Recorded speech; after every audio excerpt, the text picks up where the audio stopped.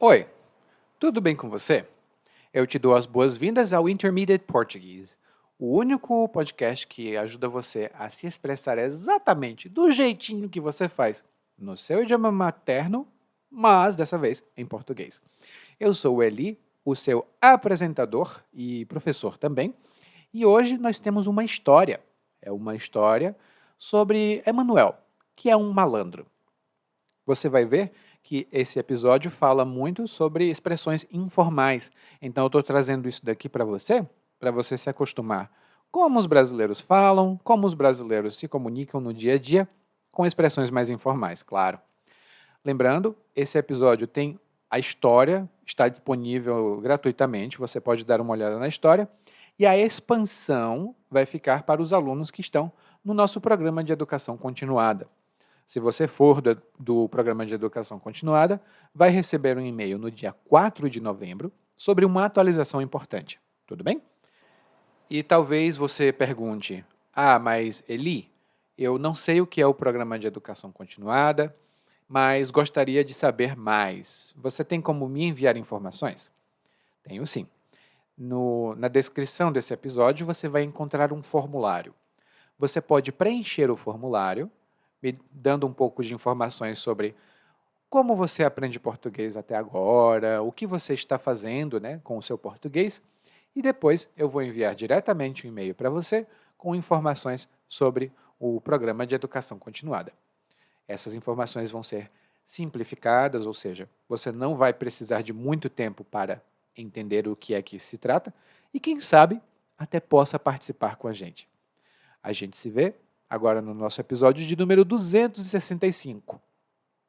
A vida de um malandro adorável.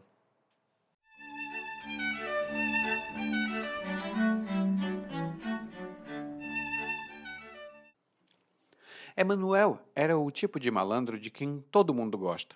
Era simpático, gentil, ajudava velhinhas a atravessar a rua, acariciava cachorrinhos e gatinhos onde quer que estivessem, oferecia um ombro amigo para quem quisesse chorar e, em contrapartida, só pedia dinheiro emprestado e guarida para escapar de encrencas. E ele se metia em encrencas.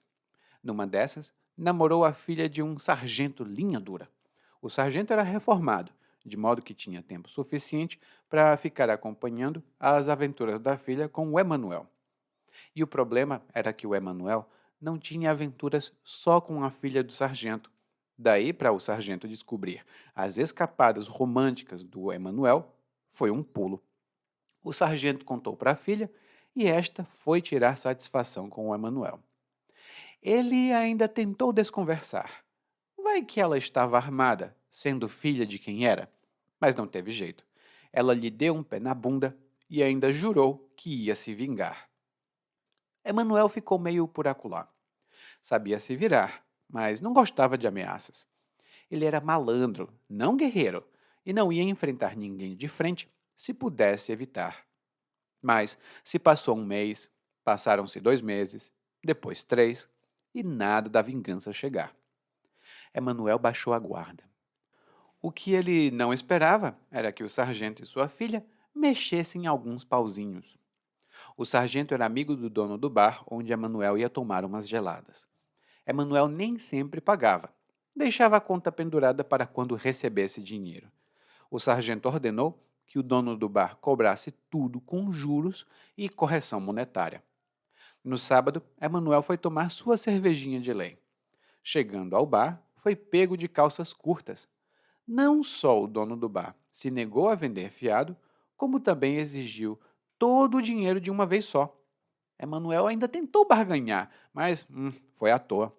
E o dono disse que Emanuel chispasse dali imediatamente se não tivesse o dinheiro, porque senão ia enxotá-lo. E esse foi o padrão que o sargento e a filha seguiram na vingança. Pouco a pouco, foram fechando o cerco ao redor de Emanuel para espezinhá-lo e ensinar uma lição. E Emanuel, então, desapareceu. Quando o pessoal daquele bairro já parecia ter esquecido o rapaz, ele deu as caras mais uma vez. Perguntava a um e a outro: Eu estou te devendo alguma coisa? Ao que um sujeito retrucou: Ah, Tá finalmente saldando suas dívidas, Manuel? Que nada! Estou vendo com quem é que eu ainda estou limpo. E como se diz por aí, pau que nasce torto, nunca se endireita.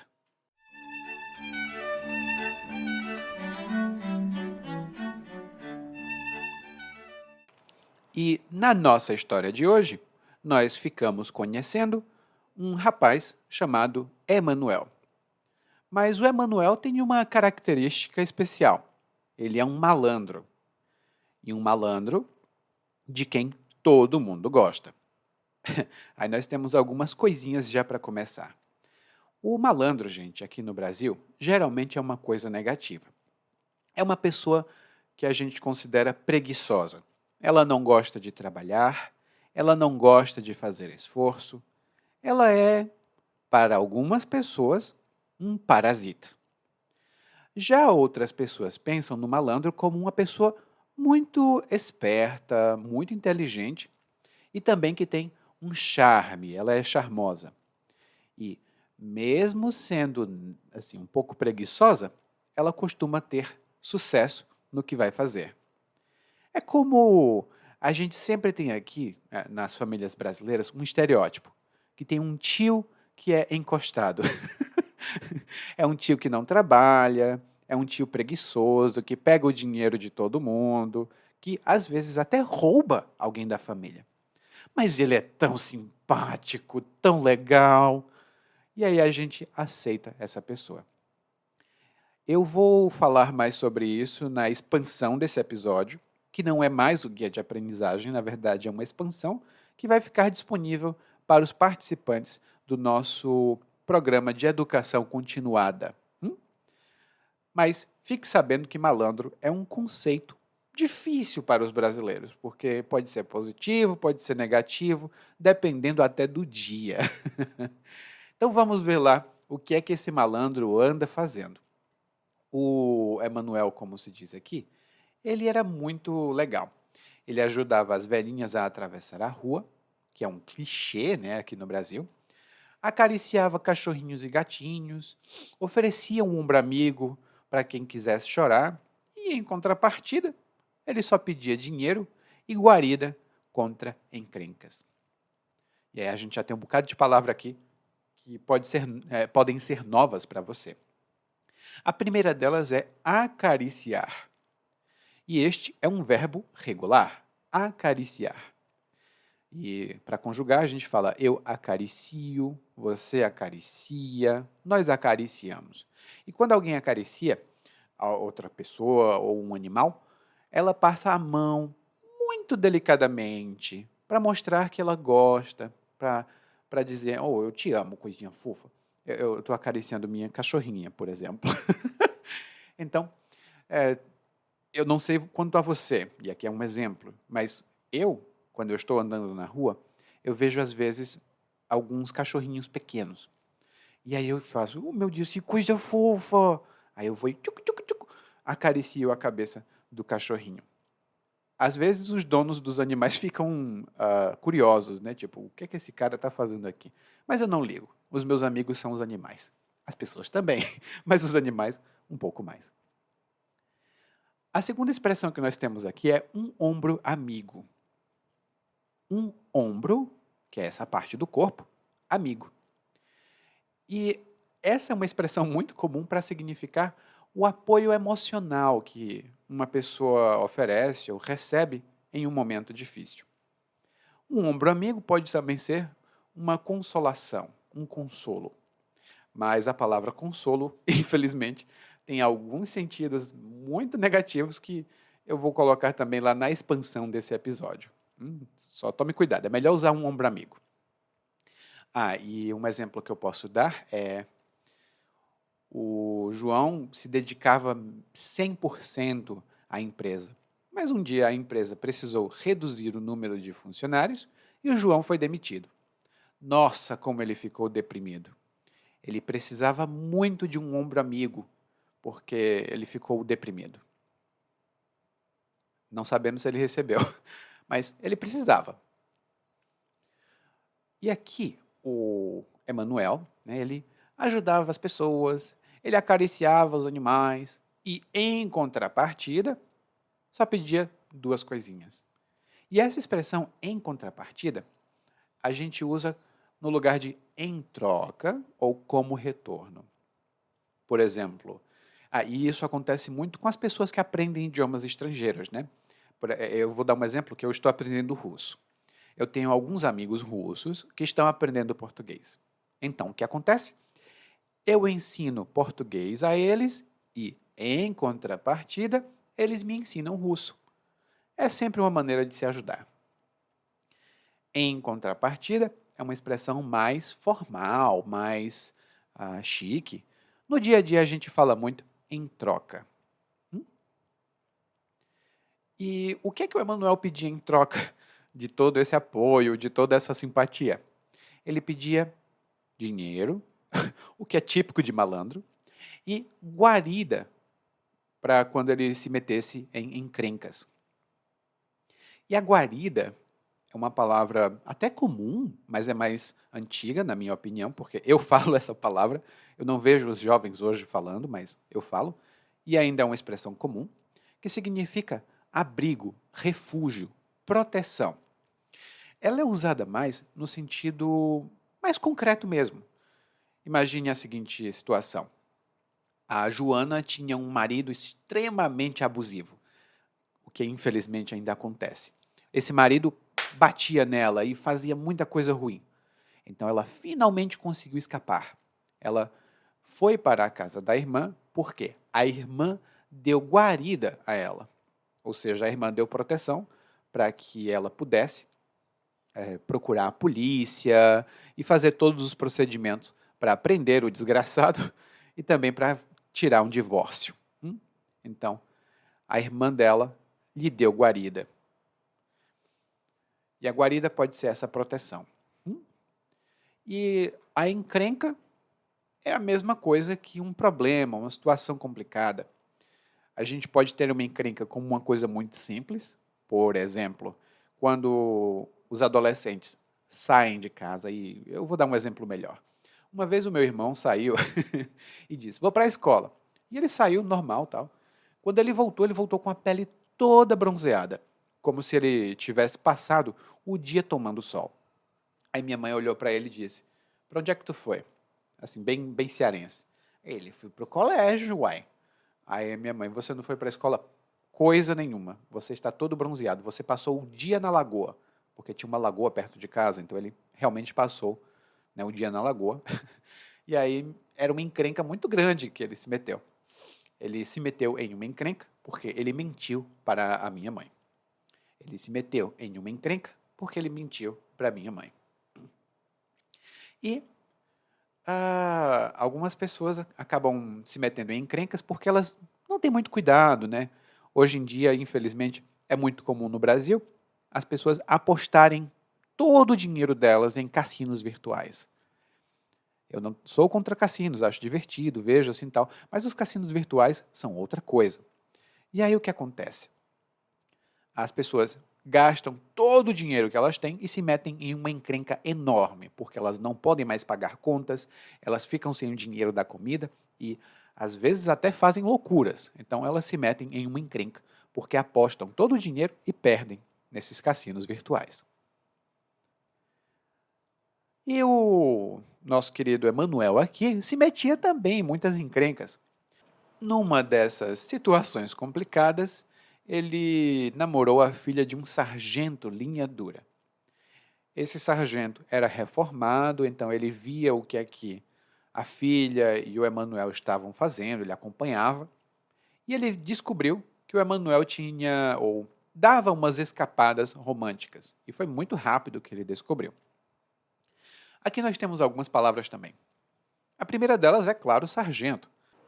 E o sargento, cuja forma feminina é a sargento, só uma rápida explicação. Existe a forma a sargenta, mas na lei brasileira, nas forças armadas, no exército e coisa do tipo, a gente usa o sargento, a sargento. A sargenta tem outro sentido, que eu vou colocar lá também na expansão. Mas vamos lá.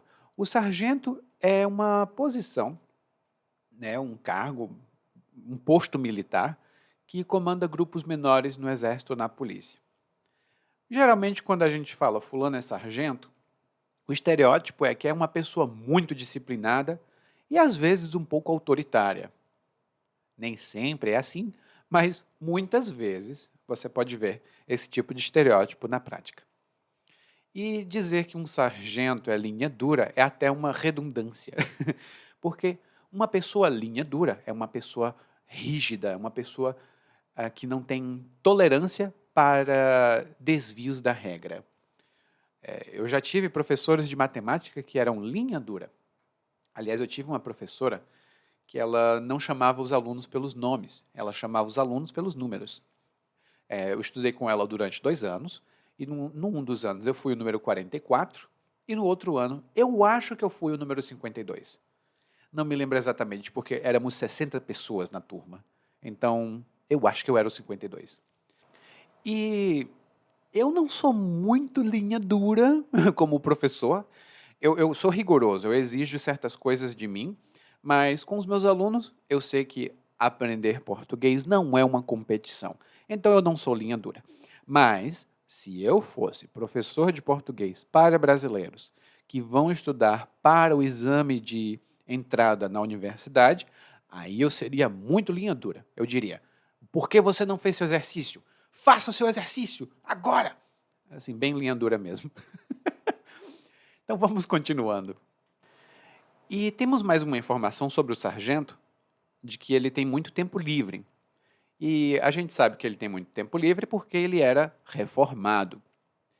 E uma rápida distinção, eu nem vou ficar falando muito sobre isso. Para as pessoas comuns, ou melhor, para os civis, nós dizemos que elas se aposentam. Então, no meu caso, quando eu trabalhar até eu completar 65 anos, o que é um sonho, eu vou me aposentar. Mas um militar não se aposenta. Um militar se reforma. Então, quando a gente diz que um militar é reformado, a gente sabe que ele não trabalha mais, ele é aposentado. E uma pequena nota, é muito comum a gente dizer simplesmente que fulano é reformado e a gente já sabe que ele é um militar. Então, temos aqui 3 coisas que são meio que estereótipos para mim, que é um militar, linha dura, ou sargento linha dura e reformado. Quase todos os sargentos que eu conheci são reformados, ainda hoje, né? Então, o pai da menina, que era um sargento, ele descobriu que o Emanuel dava umas escapadas. Ele descobriu assim, ó, muito rápido. E uma escapada, que é uma palavra muito informal, é geralmente uma saída disfarçada, sem ninguém ver. Uma pessoa, ela escapou, sumiu, desapareceu. Ela deu uma escapada. Mas geralmente, quando a gente fala de uma escapada, é porque alguém vai fazer, vai ter algum tipo de relação, geralmente sexual ou então romântica, e essa relação é proibida porque provavelmente a pessoa que dá uma escapada é uma pessoa casada, né? Digamos, 2 pessoas são casadas, né? E aí uma delas tem um caso com outra pessoa, ela vai sair de noite e vai dizer, não, eu vou para o futebol com os meus amigos. Ele não foi para o futebol coisa alguma, ele foi dar uma escapada. Então, esse é o contexto da escapada, e o sargento descobriu que o possível genro, né, o Emanuel, estava dando umas escapadas. Ou seja, o Emanuel estava traindo a filha do sargento. O que também é um estereótipo. Não trair a filha do sargento, mas um problema do sargento com o genro ou o futuro genro. Tudo isso vai estar lá na expansão, gente. Mas vamos lá. Porque o sargento não descobriu, ou melhor, não demorou para descobrir. Ele descobriu, ó, num pulo. E essa expressão é muito utilizada, num pulo, e é utilizada no Brasil todo. E significa que foi uma coisa rápida, uma coisa que aconteceu facilmente. Então, o sargento descobrir que a filha estava sendo traída, ó, foi um pulo. Numa semana ele conheceu, na outra semana ele descobriu. Rapidinho.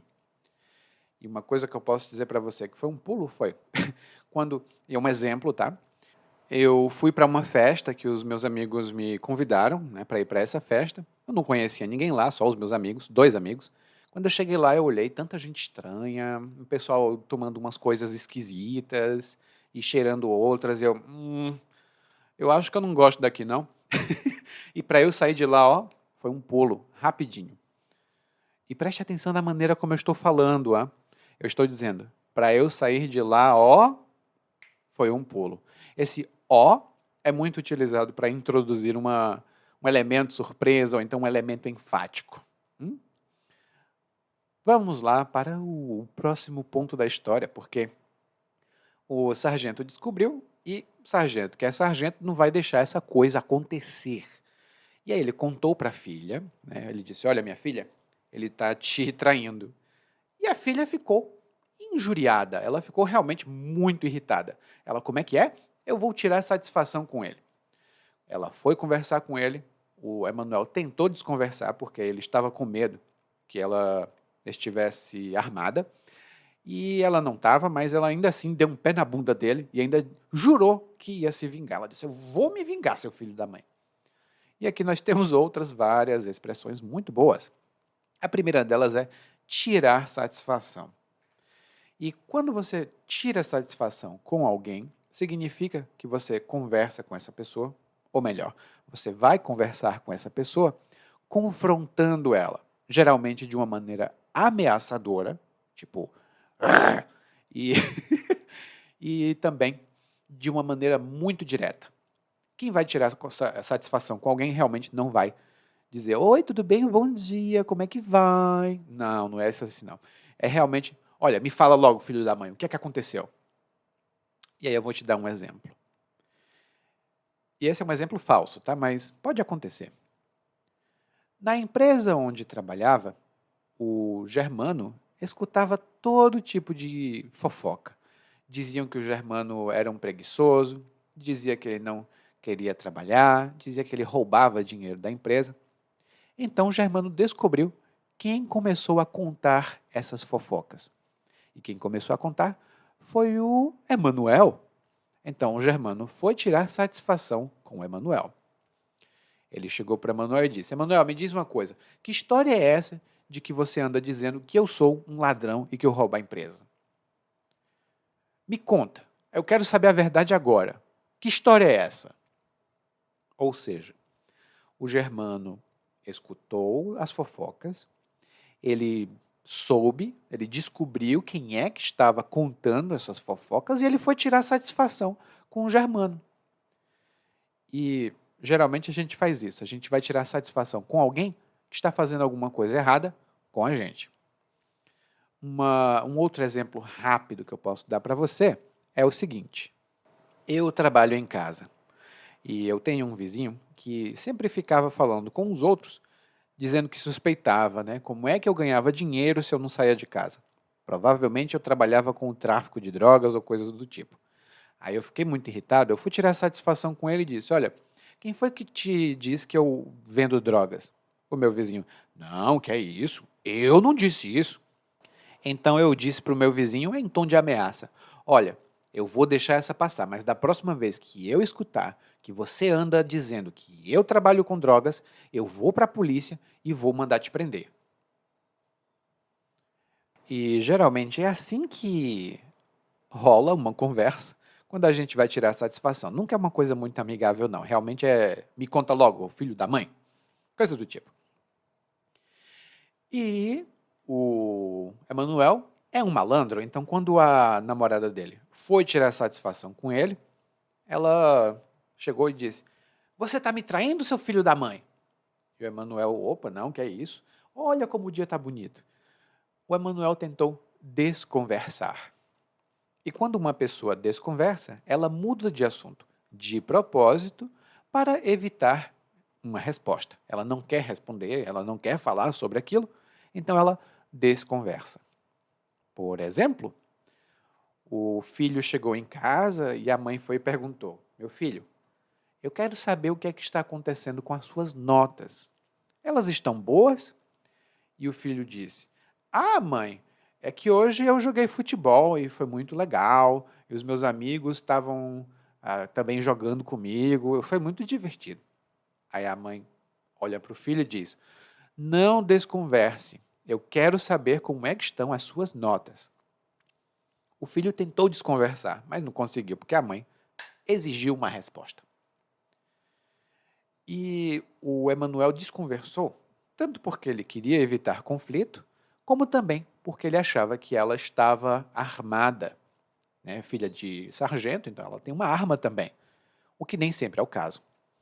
Mas a expressão que o narrador invisível utilizou aqui foi: vai que ela estava armada. Vai que ela estava armada. E essa expressão, vai que, é uma expressão informal que a gente usa para indicar uma possibilidade ou um risco. E aqui eu vou voltar para os nossos cachorrinhos, né? Porque eu sempre vejo os cachorrinhos e eu digo: ai, que coisa fofa, eu vou brincar com eles. Aí, o, uma, meus amigos às vezes dizem: mas Eli, você acha seguro acariciar todos os cachorros que você vê? Porque vai que eles te mordem. Vai que eles te mordem. Ou seja, existe um risco de que os cachorros te mordam. Vai que eles te mordem. E eu digo: se eles me morderem, é porque eles têm dentes. Eu realmente dou essa resposta, gente. Eu gosto muito de cachorro. Então, quando eu vejo um cachorro, eu fico doidinho. E aí, os meus amigos podem dizer: olha, vai que eles te mordem. Eu digo: não tem problema não, eu aceito. Um outro exemplo que eu posso te dar é: você vai sair de casa. O tempo está meio assim, sabe? Você olha para o céu, tem algumas nuvens, mas não tantas. Aí o seu marido, a sua esposa, o seu amigo, alguém diz assim: olha, leva o guarda-chuva porque vai que chove. Leva o guarda-chuva porque vai que chove. Ou seja, leva o guarda-chuva porque existe uma possibilidade, existe um risco de chover. Então vai que chove. Leva o guarda-chuva, vai que chove, né? E muitas vezes os brasileiros nem completam essa frase. Eles só dizem vai que, né? E aí o resto fica claro pelo contexto. Por isso que eu digo: "Ah, você está estudando português, né? Então vem falar comigo no nosso grupo de conversação, gente. Toda semana a gente se encontra para bater um papo, né? É melhor você falar comigo, porque vai que, né?" Bom, vamos continuar aqui.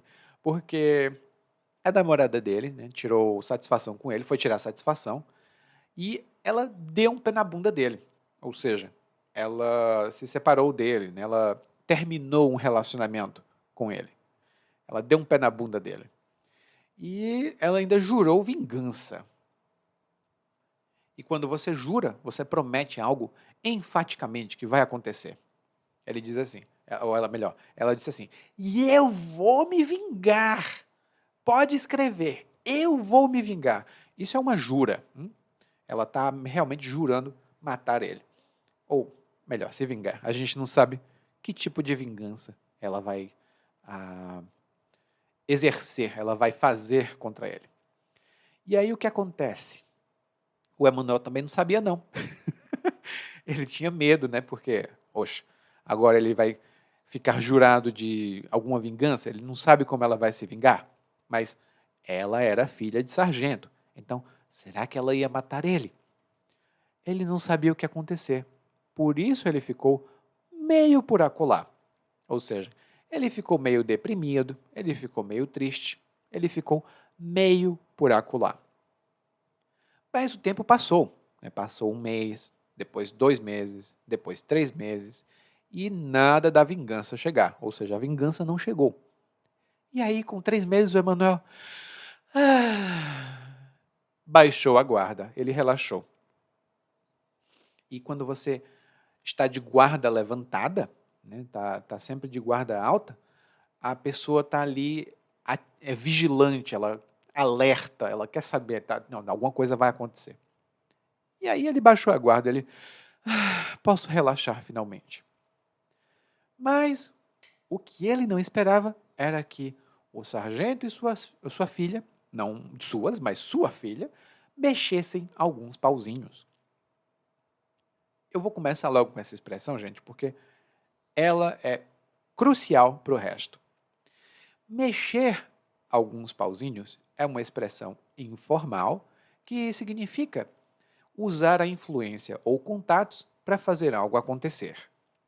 O primeiro exemplo que eu tenho é de uma situação que às vezes acontece aqui no Brasil. Imagine a situação.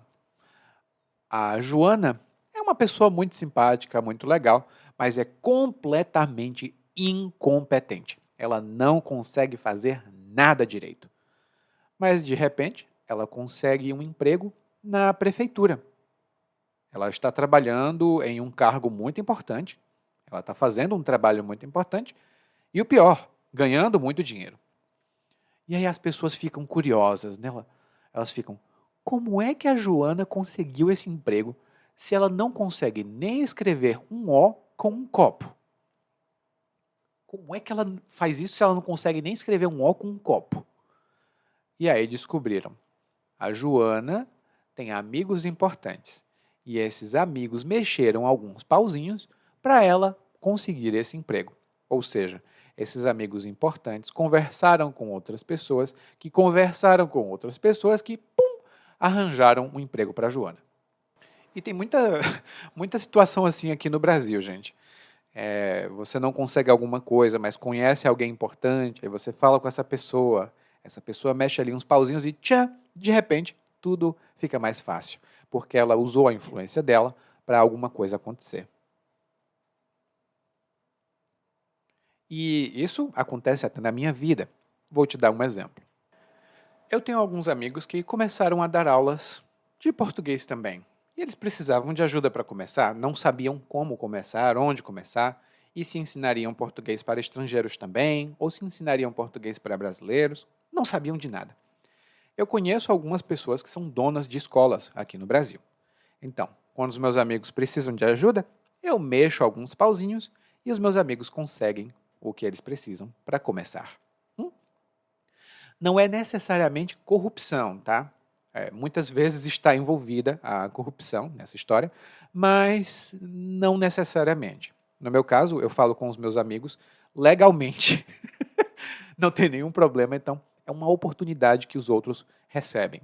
Mas no caso da Joana, que eu falei, muito provavelmente é corrupção, porque às vezes eles mexem em alguns pauzinhos para colocar pessoas amigas em trabalhos que elas não podem fazer. Pronto. Agora que nós sabemos o que essa expressão quer dizer, o resto vai ficar completamente claro. Por quê? O sargento era amigo do dono do bar, onde o Emanuel tomava umas geladas, né? E o Emanuel não pagava a conta. Ele deixava a conta pendurada para no futuro pagar. Aí o que o sargento fez? Ele chegou para o dono e disse assim: olha, você tem que cobrar tudo com juros e correção monetária. Não deixe mais conta pendurada. E aí temos o primeiro ponto. O Emanuel e o dono do bar tinham um acordo. O Emanuel bebia cerveja, que aqui o caso é uma gelada, é uma cerveja, e ele não pagava. Depois, no futuro, quando ele recebia dinheiro, ele pagava. Só que o sargento mexeu alguns pauzinhos e falou para o dono do bar: olha, não pendure mais a conta dele, cobre tudo imediatamente. Ou seja, não permita que ele compre sem pagar. Exija o dinheiro imediatamente e na totalidade. Agora vamos às expressões que eles usaram para isso, né? A primeira delas é deixar a conta pendurada ou pendurar a conta. E isso não é tão comum, especialmente em lojas, porque você não pode mais fazer isso, mas em pequenas cidades aqui no Brasil, em lugares onde todas as pessoas se conhecem, ainda é comum pendurar a conta. E isso significa que você não paga na hora. Você combina com a pessoa de pagar depois. Aí a pessoa, o dono da loja, o dono da mercearia, vai escrever num caderninho e fechar o caderninho e guardar. Aí quando é no fim do mês, geralmente, quem está devendo vai lá e paga. Isso vem de um hábito antigo que a gente tinha aqui no Brasil, que era as pessoas anotavam as dívidas num papelzinho, depois elas penduravam esse papelzinho em algum lugar visível. Aí, vou te dar um exemplo comigo. Eu vou para a loja, para o mercadinho da Vânia. Aí eu chego lá, Vânia, eu queria comprar um leite, mas eu não tenho dinheiro hoje. Aí a Vânia, tudo bem, Eli, eu te conheço, eu vou escrever aqui. Ela escrevia e colocava o papel na parede. Eli deve um leite, R$ 10. Aí eu ia para casa, fazia meus trabalhos, tal. Depois de 15 dias, eu voltava lá, dava o dinheiro para a Vânia, o dinheiro que eu devia, e ela tirava o papelzinho de onde estava pendurado. É por isso que a gente ainda usa pendurar a conta. E, como eu disse, em cidades pequenas ou em locais onde todo mundo se conhece, ainda é comum pendurar a conta. Eu sei que tem um bar aqui perto da minha casa e tem uns caras que vão lá todo santo dia. E aí o que, que eles fazem? Eles bebem. Eles bebem durante o mês todo. Aí quando é no fim do mês, eles pagam a conta que eles tinham deixado pendurada logo no começo do mês. E ao longo do mês também. O Emanuel, então, deixava ali a conta pendurada. O dono do bar ficava tranquilo, mas o sargento exigiu que ele parasse com isso, né, que o dono do bar parasse com isso. Ele ordenou, ou seja, ele deu uma ordem como autoridade para cobrar tudo com juros e correção monetária. Ou seja, para cobrar todos os valores, né, exigir todos os valores, com os juros, que são o valor dos atrasos, né, aquelas multas, e também a atualização pelo tempo passado. Geralmente, se uma dívida é cobrada com juros e correção monetária, isso é uma coisa de banco. Você deixa de pagar hoje e vai pagar um monte amanhã. Lá na expansão eu falo um pouco mais sobre isso. Aí, quando o Emanuel chegou para tomar a cervejinha dele, que era de lei, ele foi pego de calças curtas. E aqui a gente tem duas expressões boas. A primeira delas é de lei. E a gente pode acrescentar isso a qualquer coisa. E significa que é uma coisa habitual ou uma coisa tradicional. Então, por exemplo, eu tenho com os alunos um encontro todos os sábados. Eu chamo de oficina de jornalismo, mas não é realmente uma oficina de jornalismo, porque a gente fala de tudo nessa oficina. Sempre algum assunto interessante. Então, eu posso dizer para os meus amigos: olha, sábado eu não vou fazer nada com vocês porque eu tenho o meu encontro de lei com os meus alunos. Isso não significa que seja um encontro obrigatório. Não, não. Uma coisa que é de lei é uma coisa que é tradicional. Aqui no Brasil, o almoço de domingo é de lei para muitas famílias, ou seja, é tradicional, é habitual. Muitas famílias se reúnem nos domingos para almoçar. Assim como nós também temos o churrasquinho de lei. Aquele churrasco bom que sempre acontece pelo menos uma vez por mês. Então temos um churrasco de lei. E se você quiser praticar, me diga, o que é que para você é de lei, ou seja, que é habitual, que é tradicional, que você sempre faz? E é uma expressão informal. Hein? A segunda expressão informal aqui é que o Emanuel foi pego de calças curtas. E é uma forma bem humorada de dizer que ele foi surpreendido. Ele foi pego de surpresa. Ele não sabia, ele não pôde se preparar para a situação. E um exemplo que eu posso dar é: eu estava na reunião falando com os meus colegas de trabalho, eu estava explicando um ponto, e aí o meu chefe me fez uma pergunta sobre outro ponto, e eu tinha me esquecido daquele outro ponto. Aí eu, ai, nossa, não sei como responder. Então, eu fui pego de calças curtas pela pergunta do meu chefe. Eu devia ter me preparado, mas não me preparei. Então, eu fui pego de calças curtas. E aí o dono do bar disse: não, meu filho, aqui você não compra mais fiado, ou seja, não compra mais sem pagar. Você tem que pagar tudo que você está me devendo e, se quiser mais, só com o dinheiro na mão. O Emanuel ainda tentou barganhar, né? Ele tentou negociar, mas foi à toa. Ou seja, foi inútil. Foi à toa. Foi sem resultado. Foi à toa. E aí o dono do bar disse para o Emanuel chispar dali, imediatamente se não tivesse o dinheiro, porque senão o dono ia enxotar o Emanuel dali. E nós temos duas boas palavras aqui no final. A primeira delas é chispar. Chispar é uma palavra informal, é um verbo informal, que significa sair correndo de um lugar, fugir de um lugar. E uma imagem que eu acho que todo mundo já deve ter tido em casa. Sabe quando você está em casa, a casa está toda escura, e aí você escuta alguma coisa assim, aí você pensa, eu acho que são baratas, aqueles insetos. Aí quando você liga a luz, as baratas, elas olham e fogem, elas chispam dali, porque as baratas não gostam de luz. Quando você acende a luz, as baratas chispam do lugar. Já enxotar é mandar embora de maneira rude. Se você enxotar uma pessoa está na sua casa, e aí ela fala alguma coisa e você diz, eu não aceito isso, sai daqui da minha casa, vai embora daqui, sai! Aí você enxota essa pessoa da sua casa. Mas você também pode enxotar alguém ou alguma coisa por segurança. Imagine só aí, às vezes isso acontece aqui no Brasil. Você está caminhando na rua e de repente vê um cachorrão enorme, um pitbull. Aí o pitbull parece que vai atacar você, você pega um pedaço, uma pedra e enxota o cachorro. Você grita, sai daqui, cachorro imundo, sai daqui! E aí joga a pedra para enxotar o cachorro. Infelizmente isso acontece aqui, aí você precisa enxotar cachorro, ou então tem um gato no muro da sua casa. Aqui no Brasil a gente tem mais muro, né? Não tem muita cerca. Então o gato está no muro da sua casa, miando pra caramba, e você não consegue dormir. Aí você vai lá e enxota o gato, você sai, sai daqui, sai, para enxotar o gato do seu muro. E era exatamente assim que o dono do bar ia enxotar o Emanuel dali. Ele ia fazer, sai daqui.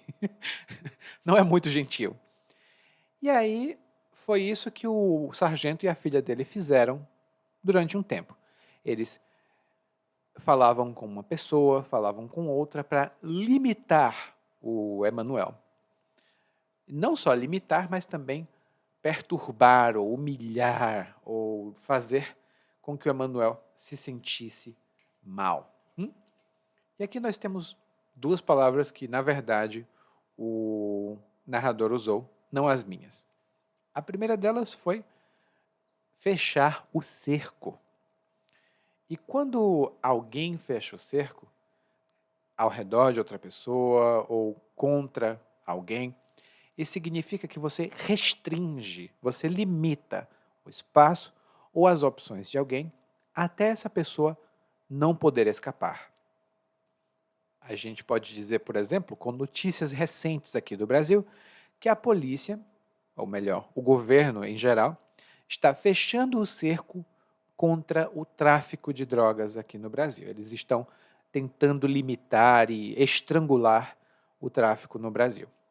Então, dizemos que o governo está fechando o cerco contra o tráfico, ou o cerco ao redor do tráfico.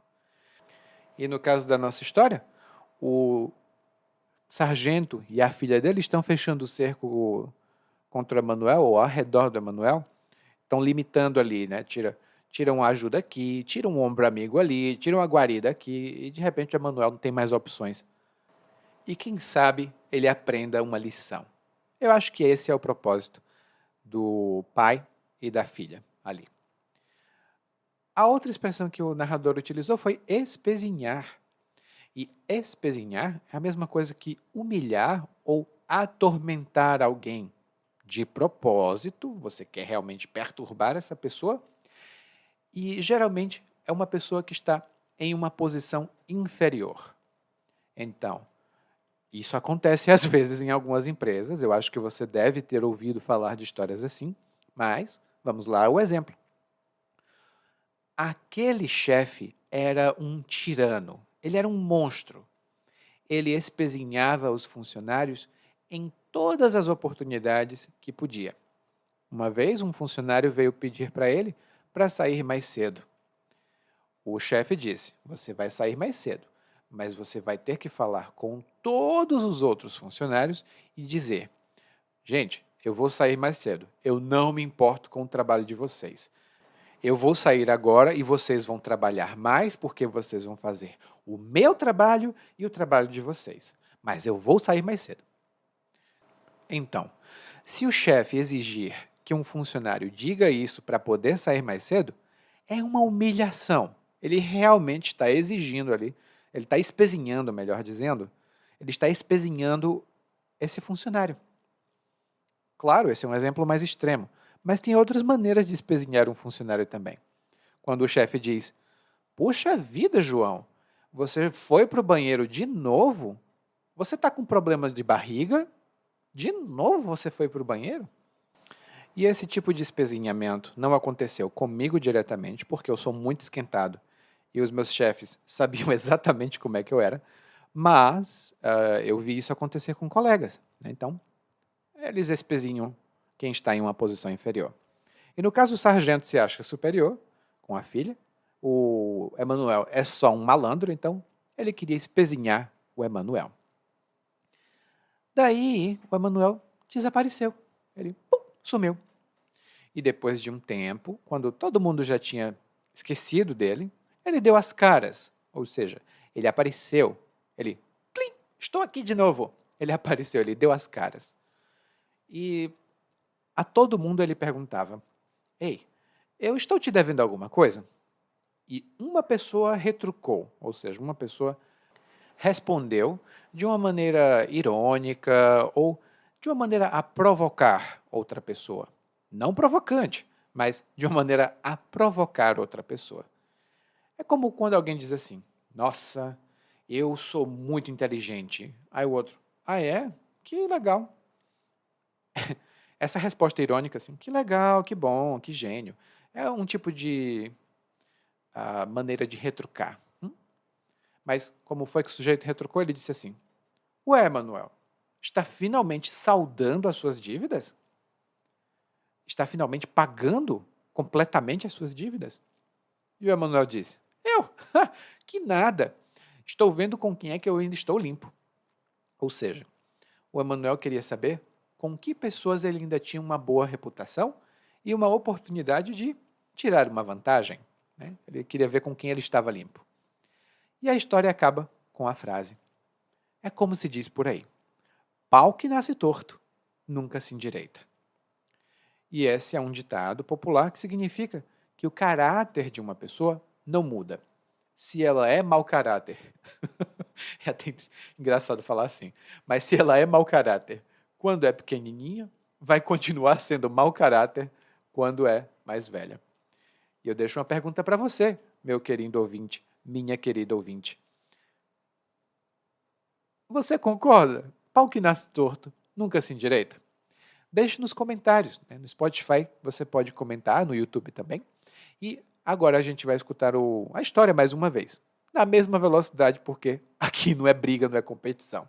Vamos lá.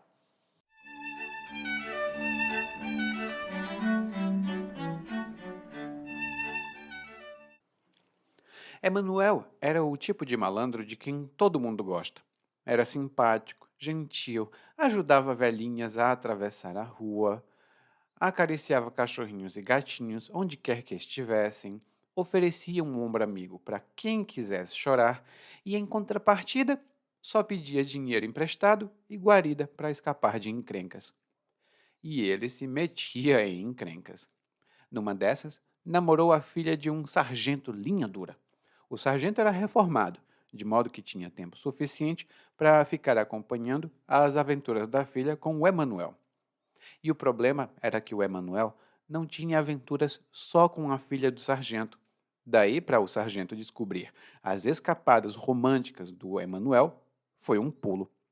O sargento contou para a filha e esta foi tirar satisfação com o Emanuel. Ele ainda tentou desconversar. Vai que ela estava armada, sendo filha de quem era. Mas não teve jeito. Ela lhe deu um pé na bunda e ainda jurou que ia se vingar. Emanuel ficou meio por acolá. Sabia se virar, mas não gostava de ameaças. Ele era malandro, não guerreiro, e não ia enfrentar ninguém de frente se pudesse evitar. Mas se passou um mês, passaram-se 2 meses, depois 3, e nada da vingança chegar. Emanuel baixou a guarda. O que ele não esperava era que o sargento e sua filha mexessem alguns pauzinhos.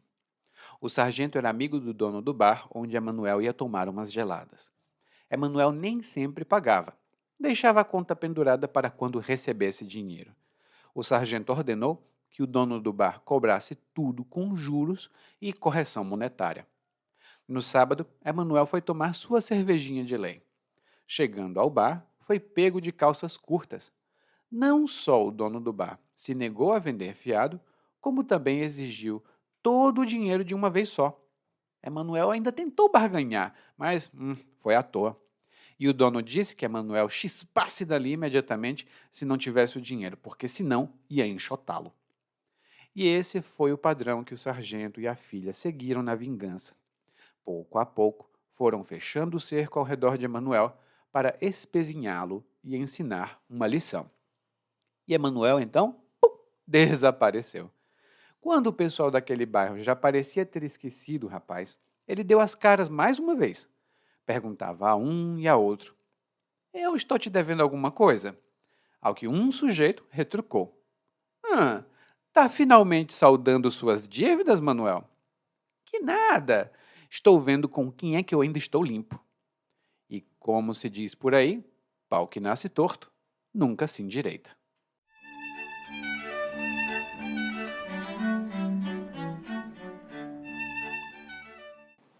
Oi, muito obrigado por ouvir esse episódio até o final. Eu sou o Eli e eu agradeço muito o seu apoio. Se você tiver tempo e puder, por favor, deixe uma avaliação sobre esse podcast na plataforma que você escuta o podcast. Claro, nem todas as plataformas podem fazer isso. Se a sua não puder, não tem problema. Continue ouvindo, mande suas mensagens e a gente se vê por aqui. Tchau!